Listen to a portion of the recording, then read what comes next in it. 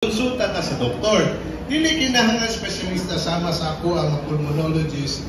Even your family physician, the internist, the pediatrician, pwede sila makadiagnose of hubak. Okay? Usually, gina-refer naman lang nila kung medyo difficult na ang pag-manage. No? So, not necessarily nga, muadto yung tadayon of pulmonologist. Pwede ta muadto sa atong ginasaligang family doctor para ma-confirm or kung nakahingala ko siya, kung kinahanglan na i-refer, gina-refer sa mo ang mga pulmonologist. So, dahil yun na to, o gina-examine na mo mismo ang mga pasyente, para mahimala na to, or mo doon pag-yod sa diagnosis or kanang sakit pag-yod hubak, kung na ay laboy mga anong sintomas. Dapat may ginatawag na spirometry. Kana siya, isa ka pamaagi, ang isa ka pasyente i-send na for examination. Na may spirometry na isa sa Adventist Hospital. Usually, objective na siya na pag-examine kung naagyoy bara sa agingan sa atong hangin by doing the spirometry. Okay? So, natay hubak. Example, si Thomas, ito na doktor, okay ma'am, natay hubak.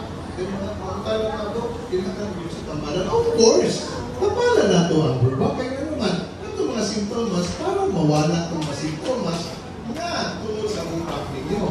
O, basically, kung nag-decide for treatment, doktor yun ang mag-desisyon sa how to treat asthma in a possible asthmatic patient. O kami po basically ang mag-ahatag sa ang mga pasyente habang natambal para sa hubak sa mga pasyente.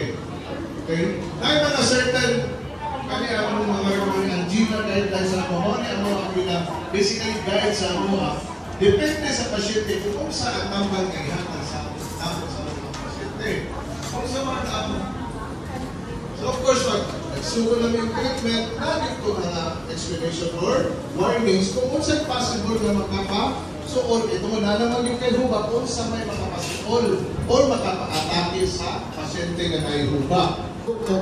Kontra mga pagkaon kung naamoy mga allergy like common na ko, latte, mani, manok, itlog, asayan, crabs, mga wala lang, allergenic food. Pero it doesn't mean na tanan na pagkaon, allergy, na isa katao kada tao na ay kanya-kanyang allergy. O, labang po yung mga pipila na tambal. Na po yung mga pipila na tambal na pwede maka-cause of asthma attack, no? Pwede aspirin, na yung bang mga tambal sa high blood, pwede maka-cause of ubo, kung hubapon ng pasyente, pwede makapa-atake.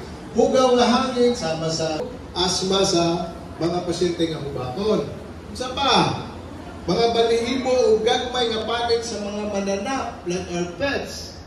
Okay? Mairo, iri, kabayo, hamsters, hamster, kuneho, langgam, ukok, hindi mo lang pets. Pero ukok, pwede yun.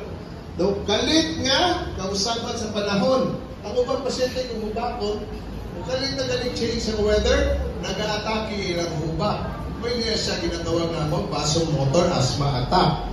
Ang stress, o grabe sa tuwa wala stress. Okay? Ang stress o grabe nga emosyon, pwede maka-trigger. Sobrang kalipay, sobrang pangasubo, sobrang kasuko.